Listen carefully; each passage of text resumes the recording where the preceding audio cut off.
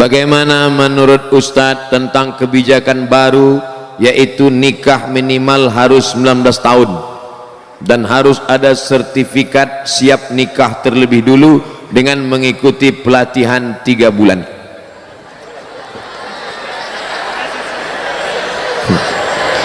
Saya bicara masa depan Indonesia, dia cerita nikah. Kalau saya tahu nikah itu lebih banyak baiknya daripada mudaratnya, kalau saya tahu nikah cepat itu bagus, pagi khitan siang nikah. Tapi tentu Nabi juga bersabda, kata Nabi, man istata'a minkumul ba'ah, siapa di antara kamu yang sudah ba'ah. Ba'ah artinya al-qudrah, mampu secara finansial. Adik-adik, anak-anakku sekalian, kalian sekolah, kakak kelas kalian banyak sekarang, ada di Turki, ada di Mesir, lebih 15 alumni Darul Quran Mulia di Kairo, Mesir. Saya waktu ke Mesir, anak-anak Mesir, adik-adik kelas nanya, Ustaz, kami gimana kalau nikah atau kuliah Pak Ustaz? Kuliah sambil nikah. Terus makannya gimana? Subsidi silang. Kamu dapat kiriman kan? Iya. Kamu dapat kiriman? Iya. Gabungkan APBD-nya. Cari yang siap dari nol, di pom bensin dong Ustaz.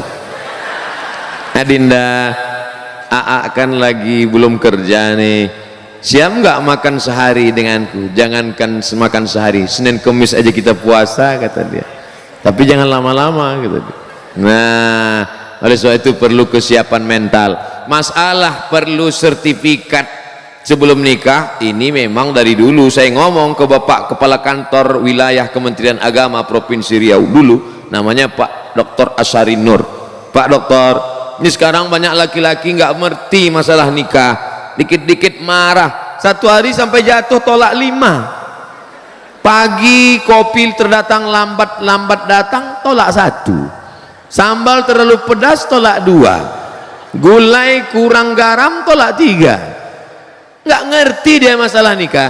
Jadi Pak, kata saya waktu itu, gimana kalau kita buatkan 20 SKS, orang yang mau nikah ini dibuatkan kursus pranikah. Setelah dia ngerti masalah pernikahan, akidahnya mantap, bisa jadi imam, baru dia boleh nikah. Bagus, setuju. Jadi program ini tinggal diisi saja, dibuatkan. Tidak boleh menikah sebelum ikut kursus bisa baca Quran. Setuju? Supaya dia bisa jadi imam. Bayangkan kalau suaminya tamat Darul Quran Mulia, Masya Allah, di tengah malam itu dia akan membangunkan istrinya, wake up my darling, wake up my honey.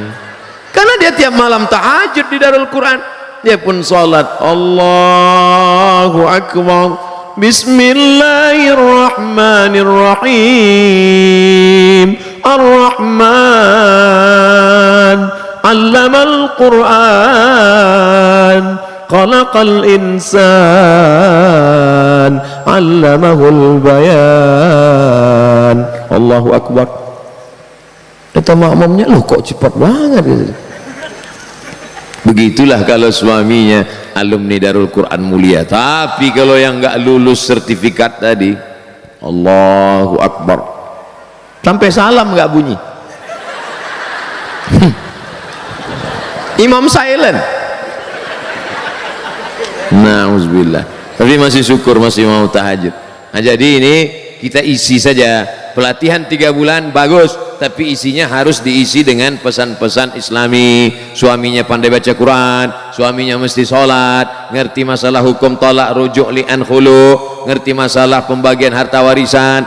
Ini banyak sekarang anak-anak kita yang perempuan ditipu, dibodohi sama suami yang nggak ngerti agama ini. Istriku, sejak kamu jadi suami, sejak kamu punya suami aku, maka segala surat tanahmu, surat mobilmu, semuanya milik aku, karena sorgamu di bawah tapak kakiku. Ini pembodohan luar biasa. Oleh sebab itu 3 bulan pelatihan ini harus diisi dengan nilai-nilai kebangsaan, nilai-nilai keagamaan. Maka ini bagus sekali. Assalamualaikum Ustaz. Waalaikumsalam. Semoga antum selalu dalam lindungan Allah ya. 2150 santri mendoakan saya menembus pintu-pintu langit. 2150 santri mendoakan, dari yang kecil-kecil tadi, yang kecil-kecil malah manggil Ustaz Somad. Ya kan, anak-anak yang tak berdosa itu. Afwan Ustaz mau nanya, gimana hukumnya akhwat sholat pakai baju gamis sedangkan familiarnya suka pakai mukena? Mukena itu cuma ada di Indonesia, di Mesir nggak ada mukena. Antum capek nyari mukena di Maroko, nggak akan ketemu.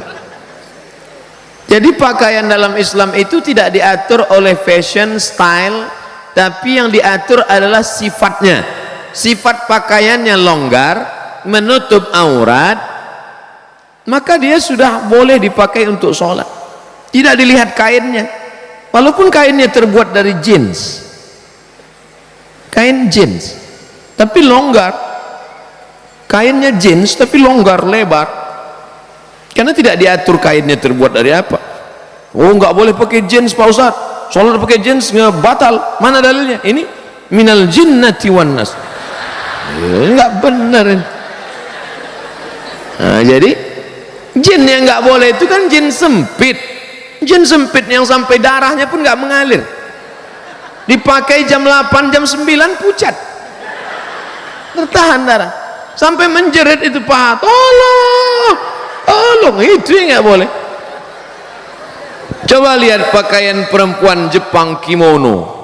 Kalau ada orang Jepang masuk Islam mu'alaf, sholat dia pakai kimono, tertutup semuanya, longgar, sah sholatnya. Begitu juga dengan waktu saya dulu ceramah tinggal di hotel waktu di Taiwan. Sebenarnya saya mau ngasih tahu saya ceramah di Taiwan. Jadi saya lihat di dinding hotel itu ada gambar perempuan Cina, saudara kita Tionghoa, tapi yang zaman-zaman dulu ternyata bajunya panjang. Nonton nggak sinetron siluman ular? Itu bajunya panjang. Lama saya perhatikan, tinggal pakai jilbab aja dia, panjang, longgar, tutup aurat, tinggal pakai jilbab aja sah untuk sholat. Ya, jadi agama Islam, ya ayuhan nabi, wahai Muhammad SAW, qul li azwajika, katakan kepada istrimu, wa banatika, anak perempuanmu, wa nisa'il mu'minin, perempuan yang beriman, bagaimana? Yudnina alaihinna min jalabibihinna, panjangkanlah kain. Karena dulu mereka orang jahiliyah pakai kain, kepalanya ditutup, lehernya kelihatan, pakai ke bawah tapi betisnya kelihatan. Turun ayat, turunkan leher tutup dan betis tutup sampai bawah, maka sholat dia dengan demikian, sholatnya sah. Nah, ini tentang masalah menutup aurat. Apa ancaman bagi orang yang mengabaikan hafalan Quran sebagai peringatan bagi para hufaz untuk selalu menjaga hafalannya? Orang yang melupakan bacaan Quran nanti bangkit di padang mahsyar giginya hilang dalam keadaan ompong, tapi hadisnya dhaif, tidak bisa dijadikan sebagai dalil dalam masalah akidah.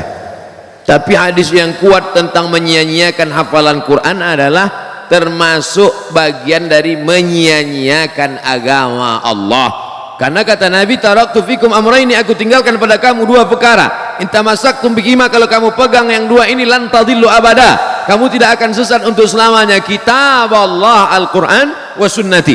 Maka siapa yang menghafal Al-Quran berarti dia sudah menegakkan agama Allah, dan siapa yang melupakan berarti dia sudah merobohkan agama Allah. Oleh sebab itu, jangan gara-gara ini malah jadi takut menghafal Quran.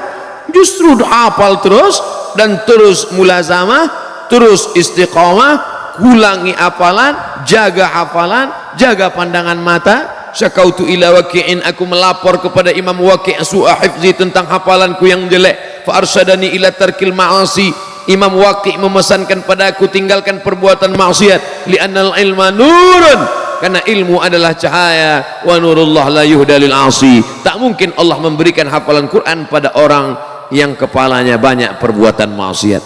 Oleh sebab itu, ghaddul basar, tundukkan pandangan, jaga kehormatan, kemuliaan. Mudah-mudahan Allah menguatkan hati hafalan anak-anakku sekalian. Amin ya rabbal alamin. Apa pendapat, bagaimana tanggapan Ustadz tentang kaum Freemason? Freemason Yahudi tidak membawa agama, tapi yang dibawanya adalah pemikiran pluralisme, semua agama benar, semuanya selamat, jangan tanya akidahnya, yang penting orangnya baik, yang penting orangnya sopan, jangan tanya agama, jangan tanya akidah. Dalam Islam justru lain asyrakta, kalau kau syirik la yahbatanna amaluka, semua amalmu tidak bermakna. Wa qadimna ila ma amilu min amalin, semua amal kamu nanti akan didatangkan, ini sedekahmu, ini wakafmu, ini infakmu, tapi kemudian dijadikan amal itu haba'am mansura, seperti debu yang dihembus angin. Dalam Islam pokok pangkal pertama yang penting adalah akidah. Dalam Islam baik pun orang kalau akidahnya tidak benar. Wa may yabtaghi ghairal islami dina, siapa yang mencari agama selain daripada Islam falan yuqbala minhu, dia tidak akan diterima, wa huwa fil akhirati minal khasirin. Laki-laki kalau mau mencari perempuan yang dilihat agamanya, tungkahul mar'atu li arba', perempuan dinikahi karena 4, 5 liha, karena hartanya, wali hasabiha, karena keturunannya, wali jamaliha, beautiful. Tapi yang dipandang, coba lihat yang keempat, fazfar bidzatid din, lihatlah agamanya, taribat yadaka, kau akan selamat. Perempuan kalau memandang laki-laki, walinya, bapaknya, kakeknya, abangnya, adiknya, pandang laki-laki apa? 2, idza ja'akum man tardawna dinahu, kalau kau lihat ada laki-laki baik agamanya, wa khuluquhu baik akhlaknya, fazawwijuhu, nikahkan anakmu, adikmu dengan dia. Yang pertama dilihat dari laki-laki agama, yang dilihat dari perempuan agama. Jadi sekarang kalau ada Freemason mengatakan agama nggak penting, yang penting dia orangnya baik, yang penting gajinya besar, yang penting mobilnya mewah. Oh, nggak bisa begitu. Iya kalau mobilnya cash, kalau kredit. Ustadz, jika kita punya utang, wah ini udah cerita utang nih, belum dibayar. Ketika kita ingin membayarnya, kita tidak tahu di mana orangnya berada. Alhamdulillah. Bagaimana cara kita untuk membayar utang tersebut? Cari dia. Di mana nyarinya Pak Ustadz? Google.com. Sekarang dengan adanya teknologi mudah sekali mencari. Saya berapa kali cari teman SD, teman sekolah, teman pesantren, saya cari di FB ketemu. Efek positifnya bisa silaturahim, tapi ada juga efek negatifnya. Banyak yang CLBK, cucian lama belum kering. Tadi saya buat undangan reuni. Ustaz Somad tolong umumkan acara reuni anak SMEA. Hai saudara-saudara alumni SMEA sekolah anu, jangan lupa hadiri reuni pada tanggal sekian. Reuni tetap sambung silaturahim, awas jangan CLBK, waspadalah. Nah, oleh sebab itu reuni-reuni bagus, ya kan? Iya kata anak Ustaz. Nah, cari dia. Kalau sudah dicari nggak juga ketemu ahli warisnya, ternyata dia sudah meninggal, anaknya ada, bayar ke anaknya. Anaknya juga nggak ada lagi Pak Ustaz. Maka hitung berapa hutangmu dulu, hitung menurut harga emas tahun 80 1 gram berapa. Kalau 1 gram sekarang 500.000, ikut. Dulu kamu utangnya berapa? Kalau dihitung emas 2 gram Pak Ustaz, waktu itu berapa? 25.000. Sekarang 2 gram emas sudah 1 juta. Jangan bayar 25.000, karena 25.000 sekarang dengan dulu inflasi, harga tidak stabil. Yang stabil itu emas. 2 gram dulu berarti 1 juta sekarang. Bayarkan. Kemana bayarnya? Lembaga yang dinikmati orang banyak. Di mana itu Pak Ustaz? Yang paling berkah para penghafal Quran, serahkan ke Darul Quran Mulia untuk pembangunan masjid. Kalau Darul Quran mau nerima, bisa jadi Darul Quran Mulia nggak mau nerima. Pak, saya mau membayar hutang. Sudah kamu cari? Sudah. Hutang apa ini? Dulu Pak. Hutang apa? Saya malu mau cerita. Masalah apa? Dulu makan bakwan sering bayar. Kalau cuman bakwan jangan bawa ke Darul Quran, terlalu kecil brother. Serahkan ke lembaga yang dinikmati orang banyak. Apa itu? Panti asuhan, pondok pesantren, pembangunan masjid, panti jompo.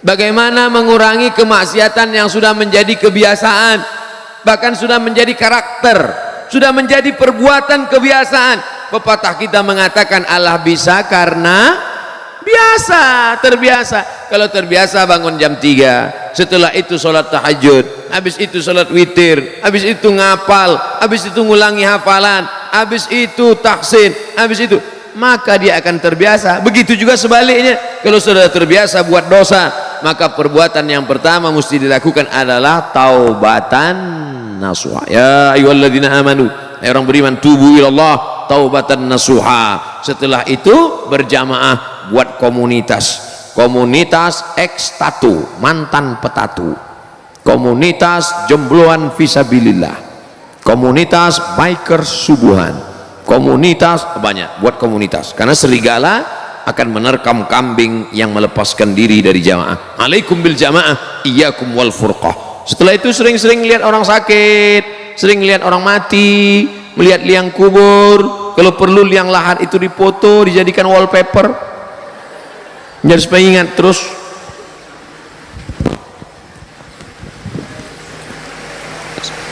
Menyikapi konflik Suriah, ketika kita berdoa, kita harus berdoa seperti apa? Soalnya perang melibatkan pihak yang sangat banyak, kita tidak jelas.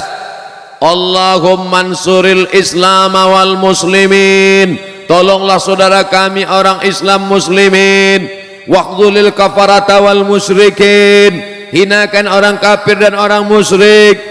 Allah mansur ikhwanana al-mujahidin al-mustad'afina fi Palestin wa fi Suriah wa fi Rohingya wa fi Uyghur. Doanya begitu, minta tolong hamba-hamba Allah yang teraniaya. Dan jangan sangka Allah itu robot. Nah, ini perlu akidahnya benar. Masa iya Allah tak bisa membedakan mana hak mana batil, mana orang betul mana orang batil?